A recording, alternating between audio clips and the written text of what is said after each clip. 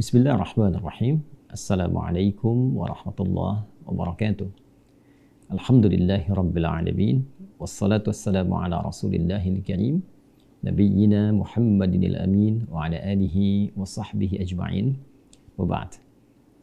Saudara-saudariku, semoga kita semua senantiasa dicintai, dimuliakan, dan diberikan kemampuan oleh Allah Subhanahu wa taala untuk menyempurnakan ibadah kita sampai kita kembali kepada Allah dalam ketaatan. Demikian seringkali diingatkan dalam Al-Quran, bahkan dalam hadis-hadis Nabi Muhammad SAW, pesan-pesan yang sangat menyentuh sebagai persiapan menghadapi aktivitas kita di dunia ini dengan cara terbaik dan menghimpun bekal yang mampu kita kumpulkan dengan maksimal sebelum kembali kepada Allah Subhanahu wa taala. Demikian diantara ayat viral yang seringkali diingatkan kepada kita, bahkan sepekan sekali dalam kesempatan Jumat, yaitu Quran surah ketiga Ali Imran di ayat 102 itu. Ya ayyuhalladzina amanu taqullaha haqqa tuqatih wa la tamutunna illa wa antum muslimun. Hai semua orang yang telah menyatakan beriman, yakin tanpa ragu dengan segala yang Allah tetapkan, baik meyakini ketuhanan Allah Subhanahu wa taala, dan konsekuensi dari itu adalah menyempurnakan pengabdian dan penghambaan dalam bentuk ibadah kepada Allah. Ittaqullaha haqqa tuqatih. Tingkatkan takwamu kepada Allah dengan cara yang benar, dengan serius, dengan sungguh-sungguh, dan jaga itu semua sampai akhir hidup kalian. Wala tamutunna illa wa antum muslimun. Dan pastikan berusaha semaksimal mungkin hingga engkau wafat dalam keadaan sebagai hamba yang tunduk, patuh kepada Allah Subhanahu wa ta'ala. Teman-teman, ada yang sangat menarik dalam pengingat ayat ini, diantaranya ditekankan pada peningkatan takwa kepada Allah Subhanahu wa ta'ala. Kata takwa yang disebutkan setidaknya sebanyak 240 kali dalam Al-Quran itu dijelaskan dengan sangat sempurna oleh para ulama, yang penjelasan ini tentu mengacu kepada informasi yang disampaikan oleh Rasulullah SAW sebagai penjelas Al-Quran yang ditugaskan langsung, dipilih langsung oleh Allah Subhanahu wa ta'ala. Takwa adalah akumulasi dari semua bentuk ketaatan yang bisa kita optimalkan kepada Allah Subhanahu wa ta'ala.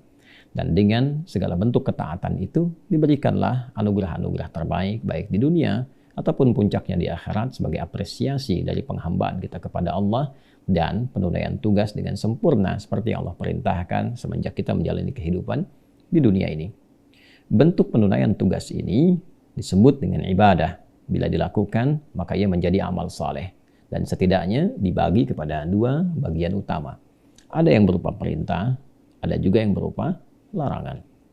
Di antara bentuk perintah, seperti kita diminta untuk menunaikan sholat dengan sempurna, maka turunlah ayat misalnya wa aqimus sholat, dan tunaikan oleh kalian sholat itu dengan sempurna sebagai bentuk penghambaan kepada Allah dan pembuktian keimanan kita kepadanya. Maka ditugaskan Rasulullah SAW memberikan bimbingan kepada kita bagaimana cara menunaikan sholat dengan sempurna itu.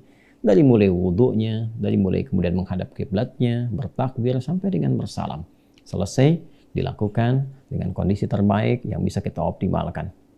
Pun demikian, di sisi lain ada juga ayat-ayat ataupun keterangan penjelas dari hadis yang menunjukkan larangan supaya kita bisa konsisten dalam kebaikan, tidak terganggu dengan pengaruh-pengaruh yang bisa menjauhkan kita dalam konteks pengabdian atas tugas yang Allah berikan kepada kita dalam bentuk ibadah dan amal saleh. Maka larangan ini menjaga kita supaya tetap tampil terhormat. Karena itu diberikan hukum haram namanya, seakar dengan kata hormat, diambil ke dalam bahasa Indonesia, serapannya diantaranya diberi nama hormat. Jadi hukum haram diturunkan oleh Allah untuk menjaga kehormatan seorang hamba sehingga tetap mulia dalam pandangan Allah dan optimal dalam mengabdi kepadanya. Maka diharamkan kita, dilarang kita untuk berdusta. Karena saat seseorang berdusta, maka ia akan merendahkan kehormatan dirinya. Dilarang seseorang untuk misal mengada-adakan kreativitas, menghadirkan sesuatu yang melanggar atau bahkan bertentangan dengan pakem ibadah yang sudah ada. Konteksnya ibadah. Dalam hal sholat misalnya, sudah diberikan aturannya, turun ayatnya, ada penjelasannya, bagaimana menata shaf dengan baik, bagaimana memulai sholat, siapa yang harus menjadi imam, Dalam Jumat siapa yang harus menjadi khatib, siapa yang menjadi makmum, siapa yang kemudian ikut mendengarkan. Aturannya jelas sempurna, ayatnya turun, hadisnya ada. Tiba kemudian misalnya datang seseorang ingin mencoba menyalahi itu semua karena merasa tidak berkesesuaian dengan cara pandangnya yang diikutkan kepada akal personalnya, hanya ingin berkeinginan untuk mewujudkan apa yang ia pikirkan. Maka hal tersebut juga menyalahi dan termasuk dalam kaidah yang dilarang. Bahkan tegas Nabi menyebutnya dengan sesuatu yang bid'ah dan berpotensi melanggar ketentuan syariat dan juga berpotensi tersesat dari jalan yang benar sehingga terancam dengan murka atau hukuman dari Allah Subhanahu wa taala. Segala bentuk larangan, zinakah, pembunuhankah, berselisihkah, kemudian juga sampai ke adu domba, sampai juga buat hoax dan sebagainya, banyak sekali konteksnya yang bisa kita tampilkan. Baik perintah ataupun larangan, ketika kita optimalkan dalam menjalani kehidupan, baik dari sisi akidah, keyakinan kita untuk mengabdi dan menuhankan Allah Subhanahu wa taala, ataupun ibadah, implementasi dari keyakinan kita menuhankan Allah, maka kita mengoptimalkan pengabdian kepadanya. Atau juga muamalah, kita bawa dalam konteks berinteraksi dalam kehidupan, baik secara personal ataupun juga dengan keluarga, dengan lingkungan, atau kehidupan berbangsa dan bernegara. Sangat komprehensif, sangat luar biasa, sempurna di dalam Islam. Dan dengan kasih Allah Subhanahu wa taala, dengan sayangnya, tidak dibiarkan seorang hamba kebingungan untuk bisa memikirkan bagaimana caranya bertakwa, bagaimana caranya ibadah, bagaimana caranya menghindari yang tidak Allah sukai. Maka lengkap ditugaskan, dipilih seorang nabi yang sangat sempurna, akhlaknya, kemuliaannya, sifatnya, kebaikannya, bahkan dari silsilah namanya, dipilih untuk menyampaikan firman Allah Subhanahu wa taala sekaligus menjelaskannya dalam bentuk perbuatan, dalam bentuk sifat, sikap beliau, bahkan juga dalam bentuk keterangan-keterangan, perilaku beliau, yang kemudian terangkum dalam bentuk tampilan yang sempurna yang bisa diteladani. Dalam bahasa Arab disebut dengan uswah, dan diabadikan dalam Al-Quran di surat Al-Ahzab itu ketika Allah berfirman, laqad kana lakum fi rasulillahi uswatun hasanah. Dan sungguh Allah telah menetapkan pada kepribadian Rasulullah. Di situ ditekankan Rasulullah, bukan sekedar pribadinya sebagai seorang Muhammad SAW. Lebih dari itu, ada melekat sifat risalah kepada beliau. Dan dengan risalah itulah sempurna kemuliaannya untuk diteladani. Secara singkat, maka Allah memberikan kepada kita pedoman berkehidupan yang sempurna. Dari firman-Nya, terangkum dalam apa yang kita sebut sekarang dengan nama Al-Quran. Bahkan langsung namanya dari Allah Subhanahu wa ta'ala, diturunkan di hari yang mulia, Jumat Sayyidul Ayyam, di bulan yang mulia, Ramadan, malamnya mulia, malam Al-Qadar, dengan utusan langit yang paling mulia, Ruhul Amin, Jibril alaihissalam, kepada manusia termulia Muhammad sallallahu alaihi wasallam. Maka diberi nama dengan Al-Quran. Quran surah kedua misalnya, Al-Baqarah ayat 185, sempurna menyebut nama Al-Quran itu. Syahrul Ramadan alladzi unzila fihil Quran hudan linnas. Diturunkannya Al-Quran di bulan yang mulia Ramadan, di waktu yang mulia, melalui makhluk-makhluk yang mulia tadi, maka tujuannya adalah hudan linnas, memberikan pedoman berkehidupan yang sempurna untuk manusia. Dari mulai ia menjalani tugas berkehidupan sampai ia wafat kembali pada Allah Subhanahu wa taala. Berisi 30 juz, 114 surah. Bukan sekedar untuk dibaca, karena membaca untuk mengetahui isinya, setelah tahu, dipahami, dan diamalkan.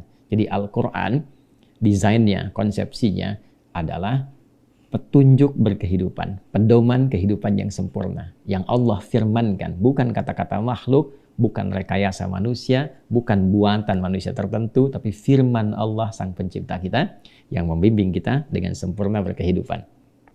Dijelaskan isi firman itu lewat penjelasan Nabi SAW. Turun ayat, Nabi jelaskan. Maksudnya begini, prakteknya seperti ini.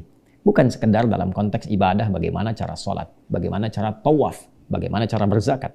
Tapi juga dijelaskan bagaimana cara berakhlak, bersopan santun kepada orang tua bagaimana, ayah dan ibu seperti apa, orang tua mendidik anak bagaimana, menjalani kehidupan bermasyarakat seperti apa, menjalani kehidupan berbangsa bagaimana. Dan lebih daripada itu, bagaimana kita menghamba kepada Allah. Bagaimana kita mewujudkan keimanan kita dan mengimplementasikannya dalam konteks ibadah. Itu yang paling pokok. Maka ketika turun ayat tentang sholat, ketika turun ayat tentang haji, maka aturannya jelas diterangkan oleh Nabi. Diatur begini cara sholat yang benar. Begini cara menghubungkan satu dengan lainnya dalam konteks membuat saf. Ini laki-laki, kalau ada perempuan seperti ini caranya. Kalau Jumat ini yang khutbah siapa, yang mendengarkan siapa, yang ikut siapa, yang dianjurkan siapa. Lengkap semuanya, bukan hanya ayatnya, bukan hanya hadis penjelasannya, tapi juga hikmahnya disampaikan. Kenapa yang khutbah mesti laki-laki? Kenapa bukan perempuan? Kenapa yang ditekankan laki-laki? Kenapa sepekan sekali? Ada hikmahnya. Dan manfaatnya, apa dampak sholat bagi kehidupan kita? Dari mulai ketenangan, dari mulai menghilangkan unsur-unsur keburukan, fahsya dan mungkar, dari mulai mengondisikan hati khusyuk untuk berdoa, membangun sebuah tautan, konektivitas antara hamba, makhluk dengan Khalik, semua dijelaskan dengan sempurna. Nah, teman-teman, semua kesempurnaan ini, maka ia menjadi jalan kehidupan yang jelas bagi setiap insan beriman. Sepanjang dia muslim, beriman kepada Allah dan Rasulnya. Karena itu kan syahadat yang diucapkan, asyhadu an la ilaha illallah. Aku bersaksi dengan sesungguhnya sepenuhnya bahwa tidak ada Tuhan yang layak dipertuhankan dan diibadahi kecuali Allah. Kata Allah itu mengandung unsur uluhiyah, dipertuhankan, dan ma'budul haq, ya, yang disembah, diibadahi. Itu maksudnya di Quran surah ke-20 Toha ayat 14. Innani anallahu la ilaha illa ana, itu uluhiyahnya. Fa'budni, itu ubudiyahnya kita kepada Allah. Ya, tidak ada Tuhan selain aku, kata Allah, akulah Allah. Gak ada Tuhan selain aku, itu uluhiyah, dipertuhankan. Fa'budni, maka buktikan kebertuhananmu kepada aku dengan menyembah aku. Bertanya kita bagaimana caranya ya Allah? Maka sempurna syahadatnya, wa asyhadu anna Muhammadan Rasulullah. Maka cara kita menyembah Allah, cara kita bertuhan kepada Allah, maka ikuti petunjuk Nabi Muhammad SAW. Dan dengan itu bukan sekedar benar, tapi berpotensi mendapatkan cinta Allah. Demikian diisyaratkan di Quran surah ketiga Ali Imran di ayat 31. Qul in kuntum tuhibbunallaha fattabi'uni yuhibbukumullah wa yaghfir lakum dzunubakum. Katakan Muhammad SAW, viralkan, sampaikan. Jika memang kalian, ya umatnya Nabi Muhammad SAW khususnya, serius mencintai Allah, ingin mengabdi kepada Allah, maka buktikan caranya dengan mengikuti Rasulullah SAW. Ikuti. Ingin sholat, ikuti Nabi mengajarkan sholat. Ingin zakat, ikuti petunjuk Nabi bagaimana cara berzakat. Ingin haji, ikuti manasik yang Nabi tunjukkan. Khudhu anni manasikakum. Kata Nabi, ayo ambil dariku bagaimana cara kalian bermanasik. Ikuti. Yuhibbukumullah. Kalau itu diikuti dengan benar, berpotensi cinta Allah diturunkan. Wa yaghfir lakum dzunubakum. Dan berpotensi Allah mengampuni semua dosa-dosa sehingga dijaga kita berbuat baik sampai dengan kita kembali kepada Allah Subhanahu wa taala.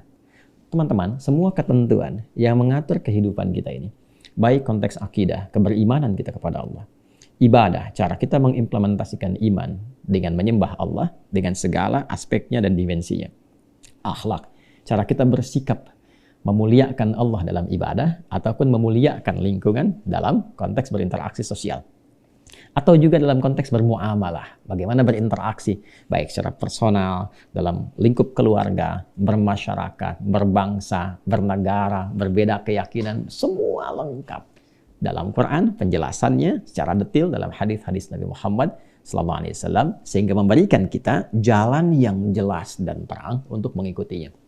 Ya kan? Kalau ada petunjuk jelas kan ya.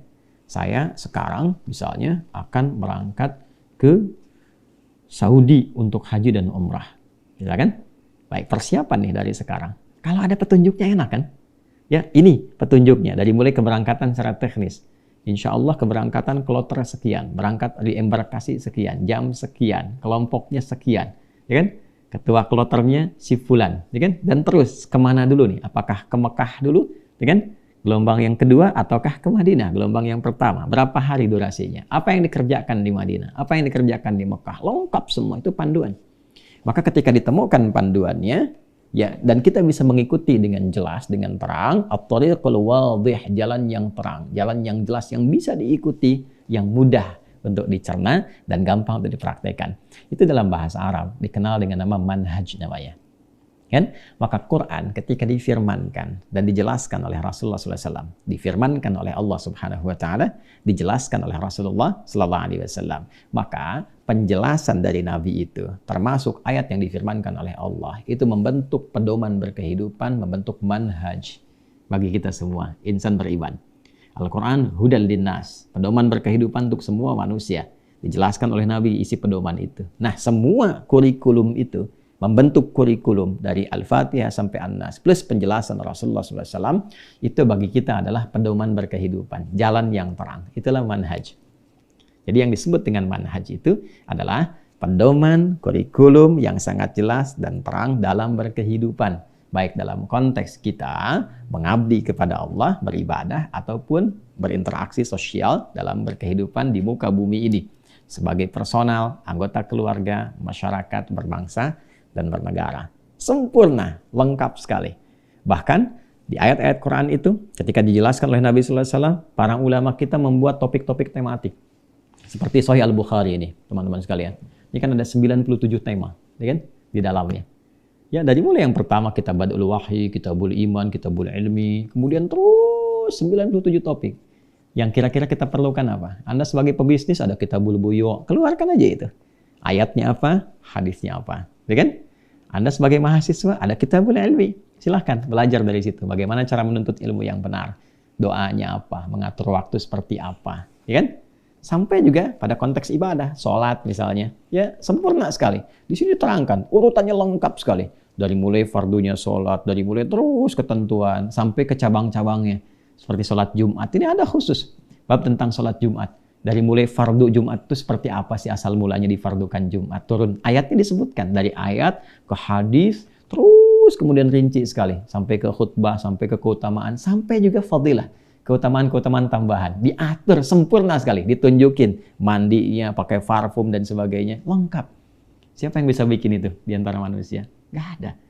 Ya, karena memang agama ini bukan rekayasa, bukan buatan. Ini petunjuk yang Allah kasih supaya kita selamat, supaya benar berkehidupan.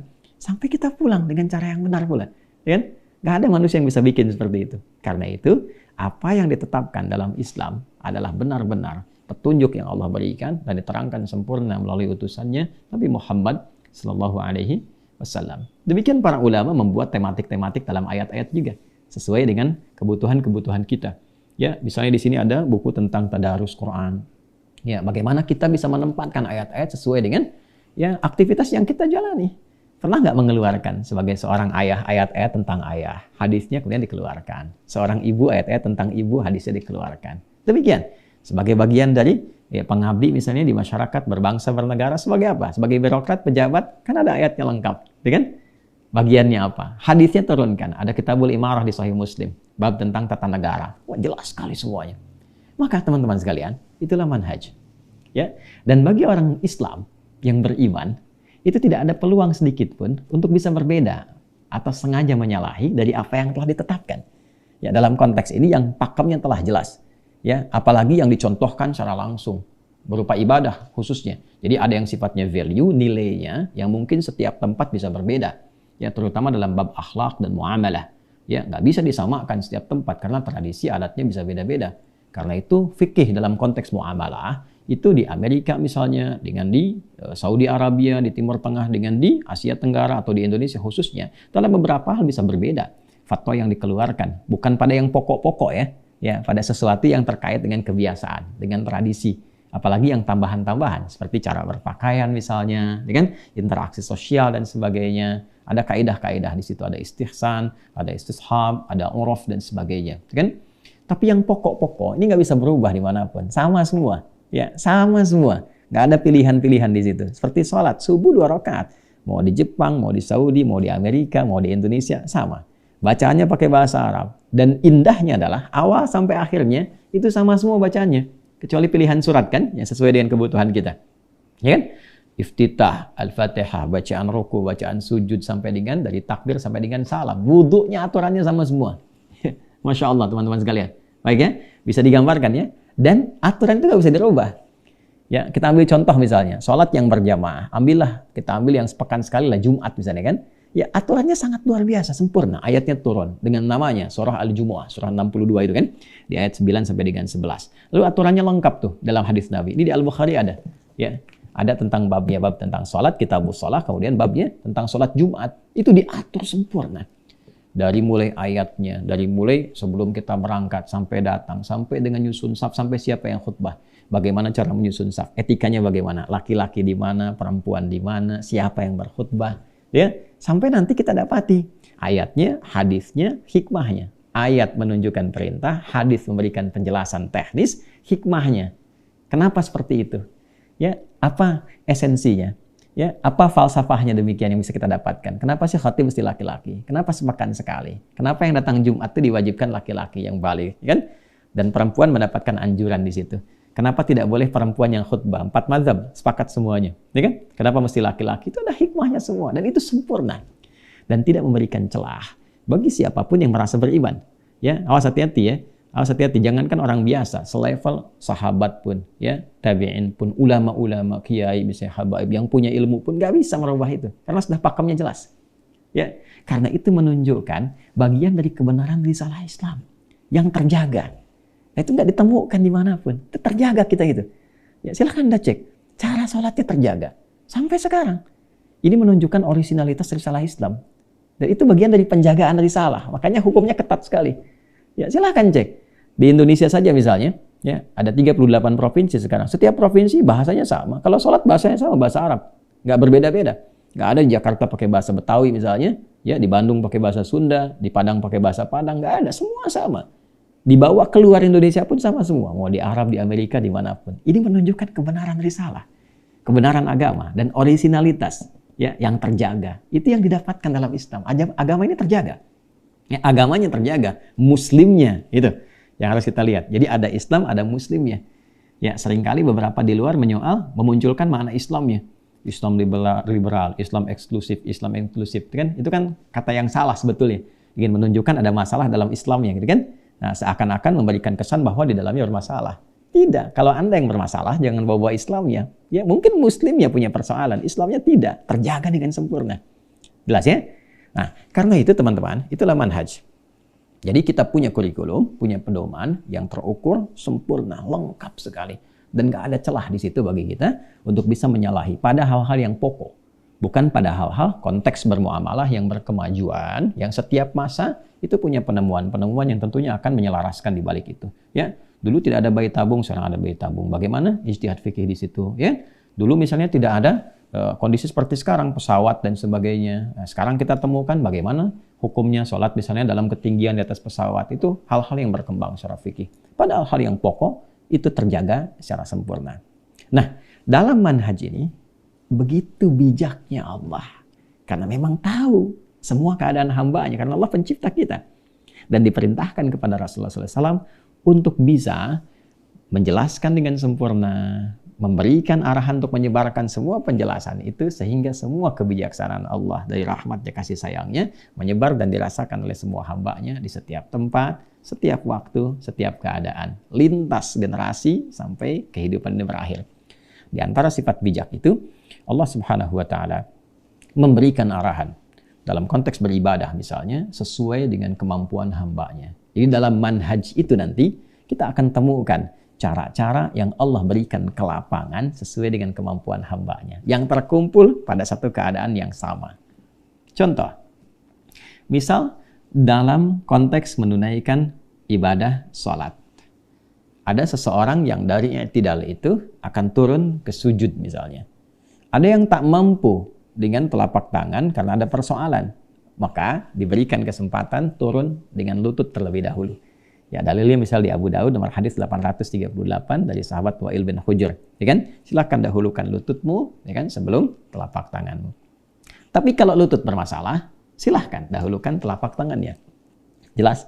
Nah, hadisnya misalnya di kitab yang sama di Abu Daud nomor hadis 840 sampai 841 dari sahabat Abu Hurairah radhiyallahu taala anhu. Maka yang tak mampu ada persoalan dengan lutut silahkan gunakan telapak tangan. Baik. Contoh lain, teruskan lagi. Dalam bacaan, ya di suku-suku Arab itu ada yang tak mampu membaca A. Setiap disebutkan A, dia jawab E. Madrasah, madrasah, kaifa halu, kaifa halik. Ya kan? Maka ada imalah, ya miring sedikit dari A ke E. Maka ketika diturunkan Al-Quran dengan bacaan qiraat itu, maka boleh dibaca dengan imalah dengan makna yang sama. Ya, memudahkan seseorang untuk baca sesuai dengan dialek dia yang ada, diakomodir tuh di situ. Tapi maknanya nggak berubah. Jadi ketika orang baca wadduha, ini baca wadduha sesuai dengan lahjahnya, kemampuan lisannya. Wadduha, wadduha. Wal-laili idza saja, wal-laili idza saji. Maknanya sama, nggak ada yang berubah sedikit pun. Kan? Tapi diberikan kemudahan, kenyamanan dalam dalam mengucapkannya. Sehingga mampu mengucapkan, mampu menjalani sesuai dengan kemampuannya dan mendapatkan makna yang sama tanpa dibedakan. Indah teman-teman sekalian ya. Nah, ketika Allah menilai seorang hamba itu mampu menunaikan dengan satu cara saja, ya kan? Yang sama, semua bisa dilakukan, maka Allah turunkan satu cara saja. Satu, selesai. Seperti takbir mengucapkan Allahu Akbar. Nggak ada pilihan. Kita belum pernah dengar Allahur Rahman, Allahur Rahim, ya kan? Allahul Ghafur dalam konteks bertakbir saat sholat. Karena setiap orang mampu mengucapkan Allahu Akbar, ya kan? Kalaupun lisannya bermasalah, setidaknya hatinya bisa mendorong ya untuk bisa menghadirkan makna Allah, Allahu Akbar, lafaz Allahu Akbar. Satu. Tapi perhatikan, ketika dinilai seorang hamba, ya belum tentu punya kemampuan untuk melakukan pada satu cara yang sama, diberikan alternatif sesuai kemampuannya dan dikunci itu. Udah, segini saja. Karena hamba kalau nggak bisa yang ini, bisa melakukan yang ini. Nggak bisa pakai telapak tangan, bisa pakai lutut.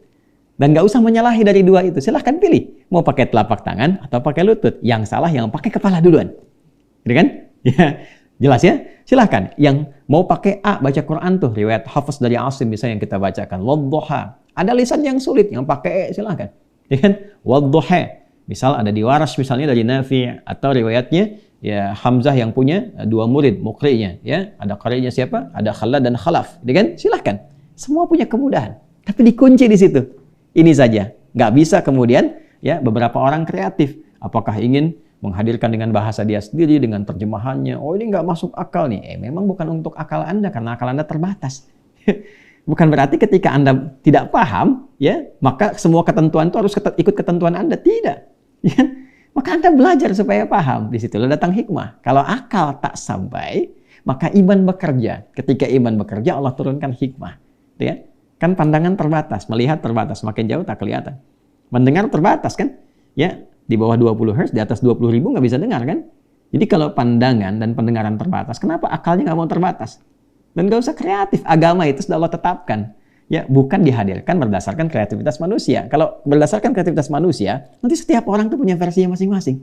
Karena itu Allah atur. Jelas ya? Nah, berbagai macam hal yang tadi ditampilkan, satu pilihan, satu cara, satu dalil, satu manhaj.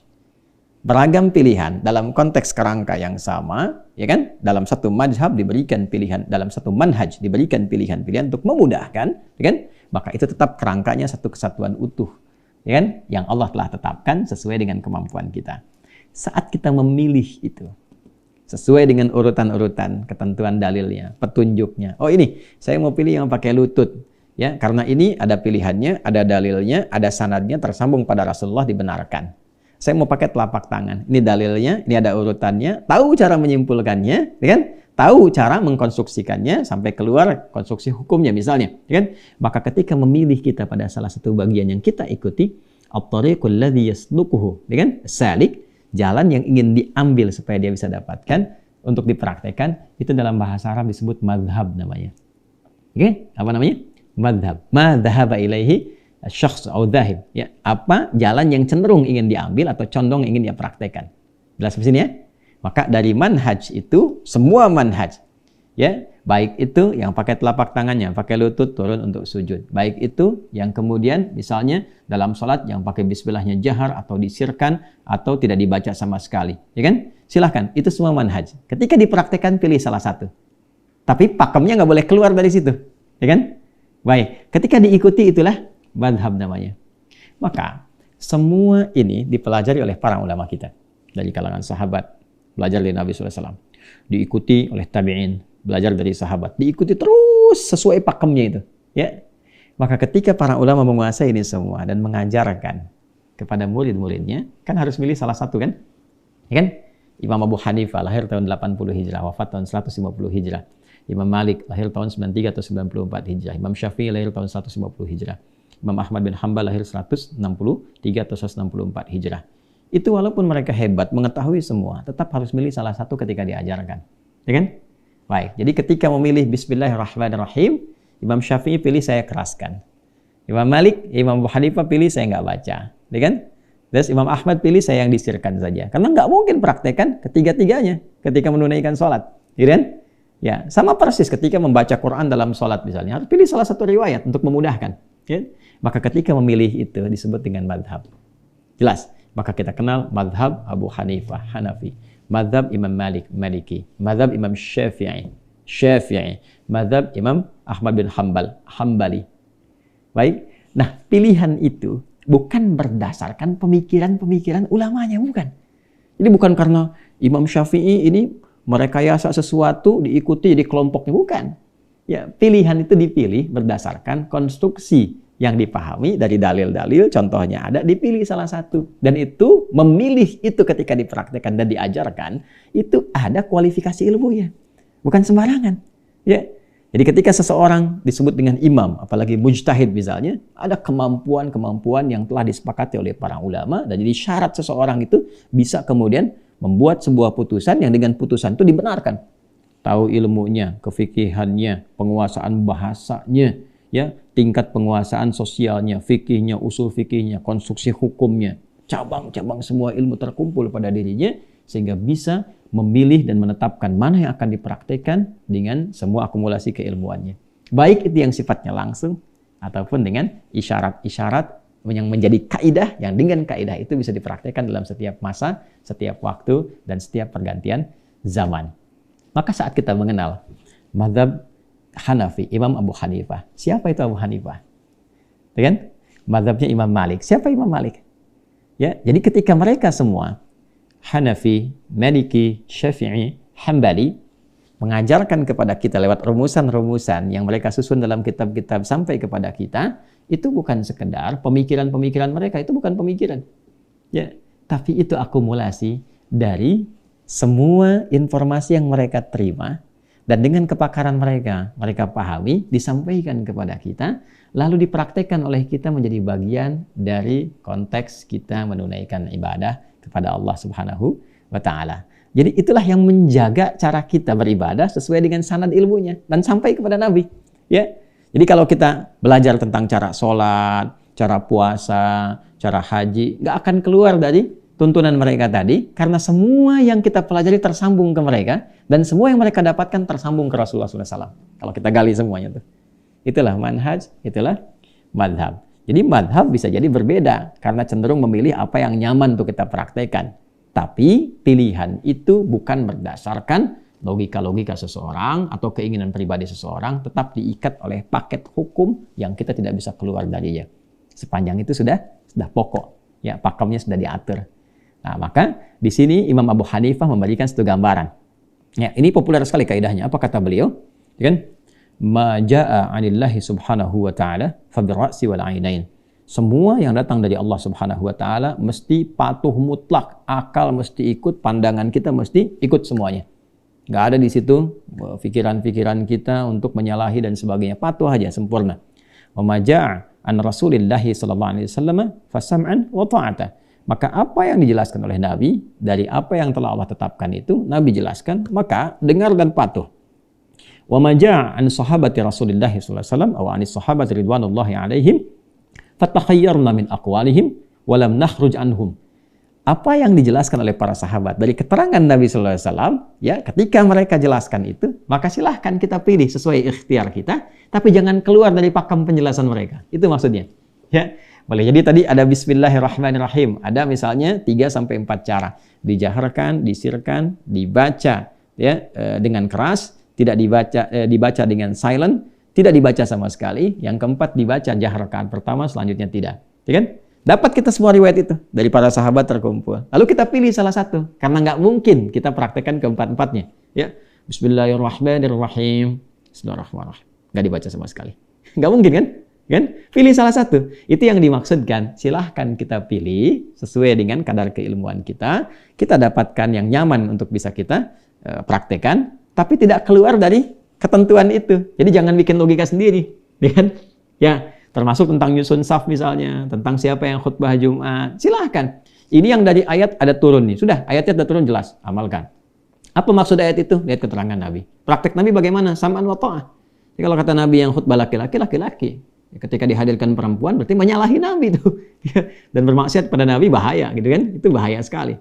Baik, bagaimana cara nyusun saf? Nabi aturkan. Lalu sahabat memberikan penjelasan lebih lebih terang kepada kita ya dari apa yang didapatkan dari Nabi. Nabi jelas kepada mereka, tapi kan kita nggak bisa mengakses Nabi. Maka dari sahabat kita mendapatkan, ya dari mana kita kan nggak bisa langsung ke sahabat. Dapat kemudian tabi'in diteruskan sampai ke kita. Itulah yang disebut dengan sanad. Makanya Imam Muslim memulai dengan babul isnad dalam Sahih Muslimnya. Nah, setelah generasi sahabat ada tabi'in. Maka kalau yang datang dari tabi'in, apa kata Imam Abu Hanifah? Hum rijal wa nahnu rijal. Kan? Mereka rijal, maksudnya apa? Rijal itu jamak dari kata rajul, artinya sosok yang sudah kuat. Kalau dalam bab ilmu, kuat, punya kemampuan menganalisis, punya kemampuan menyimpulkan, punya bekal ilmu yang sangat luar biasa, sehingga memahami dengan sempurna sesuai dengan kepakarannya dan bisa mengambil keputusan. Maka Imam Abu Hanifah mengatakan, hum rijal, kalau mereka punya kemampuan seperti itu, wa nahnu rijal, kita pun sama-sama punya kemampuan. Tapi yang dimaksud itu, Abu Hanifah itu levelnya sama. Bukan beda level. Coba sekarang, dari pengertian kelompok misalnya, ini kan semua ulama menafsirkan demikian. Satu, Imam Abu Hanifah itu kan tabi'in. Beliau itu berjumpa dengan sahabat Anas bin Malik radhiyallahu ta'ala anhu. Jadi beliau menilai level yang sama. Ya, dalam komunitasnya. Kalau mereka tabi'in, saya pun tabi'in, gitulah. Ya. Kalau mereka hafal Quran, saya pun hafal Quran. Kalau mereka paham fikih, saya pun paham fikih. Nah, ilmu yang mereka miliki, saya juga punya itu. Jadi levelnya setara di sini. Itu yang dimaksud hum rijal wa nahnu rijal. Jelas ya? Jadi ada kesetaraan dalam bab keilmuan, ada bab kesetaraan dalam satu generasi, ya kan? Nah, ini kalau mereka ditabiin rijal, ya kan? Lantas kita yang bukan tabiin misalnya dan ilmunya bahkan jauh daripada itu, maka nggak pantas disebut rijal dalam bidang keilmuan. Mungkin hum rijal ya wa ana sobi. Ya, hum rijal wa nahnu sibyan. Ya mereka itu udah pakar, udah jauh ilmunya dan sebagainya. Kita itu masih meniti gitu. Ya, seperti bayi masih merangkak, masih meniti. Maka nggak bisa kemudian level kita disamakan dengan mereka. Kalau mereka bisa berijtihad, mereka mujtahid mutlak, maka kita pengikut. Ya, karena itu dalam konteks yang sudah diatur, sudah pasti. Khutbah Jumat begini, nyusun sab begini, keterangan ulama mujtahidnya seperti ini, hadisnya jelas, ayatnya sangat terang sekali. Maka kita yang nggak selevel dengan mereka, udah ikutin, pakemnya begitu. Nggak bisa dengan mengatakan, wah ini mazhabnya nggak boleh begitu, ya kan? Wah, sesuai dengan pemikiran, kita nggak terbatas. Yang ini menyalahi misalnya kesetaraan gender, itu kan pemikiran Anda, ya kan? Dan setiap orang punya pikiran akan berbeda. Kalau agama ini dipraktikkan dengan pandangan masing-masing, maka ada berapa banyak versi yang akan didapatkan. Justru Allah memberikan rahmat kepada kita dengan sesuatu yang sudah terjaga, manhaj dan madhab untuk kita memilih yang sesuai kemudahan, tapi pakemnya telah diatur untuk menjaga ketertiban umat ini dalam menyembah Allah, dalam beribadah, sekaligus menjaga orisinalitas agama ini, sekaligus menunjukkan kebenaran Islam yang dengan itu berpeluang setiap hamba mengenal Allah lebih dekat dan berpotensi menjadi taat dan pulang dalam keadaan husnul khatimah. Jadi itulah manhaj, itulah madhab. Dalam konteks beragama, kita harus menempatkan dengan cara yang baik. Ya, kalau mau ditarik ke konteks yang lain sesuai kepakaran boleh-boleh saja. Misal, ya, saya ingin mengikuti madhabnya Pak Habibie dalam membuat pesawat, boleh. Kalimat itu boleh, karena Pak Habibie kan punya cara pandang, punya pilihan, kepakaran di bidang A. Anda pengen ikuti, boleh. Ya, madhab dalam pembuatan pesawat. Ya, khususnya misalnya tentang sayap pesawat dan sebagainya, boleh aja sesuai dengan bidangnya. Ya, tapi jangan Anda tempatkan misalnya, ya, mohon maaf, pandangan-pandangan ya Pak Habibie misalnya di tempat yang lain. Ya, misal Anda mau bikin handphone, lalu Anda katakan mau ikut mazhabnya Pak Habibie, ya nggak nyambung. Beliau itu bikin pesawat, yang handphone yang lain. Kan? Ya demikian, apalagi kalau ditarik dalam konteks beribadah, dalam konteks keagamaan. Ya, ada seorang hebat orasinya, bagus retorikanya dan sebagainya, tapi belum tentu memahami konstruksi hukum agama. Jangan tarik, saya ikut mazhabnya beliau, cara berpikirnya nggak bisa dibawa untuk konteks memahami agama. Karena beda. Ya, beda teman-teman sekalian. Hati-hati, ya, hati-hati sekali lagi ya. Sepeda punya jaka sembung, beda bung. Gitu ya. Jadi ini nggak sama ya. Hati-hati, ini tidak sama. Karena itu jangan kita sekali-kali mengambil satu kesimpulan dengan logika yang melompat dan itu bisa berpotensi disalahpahami. Sudah pahamnya salah, salah memahami dan berpotensi juga orang salah kemudian karena mengikuti pemahaman yang keliru itu.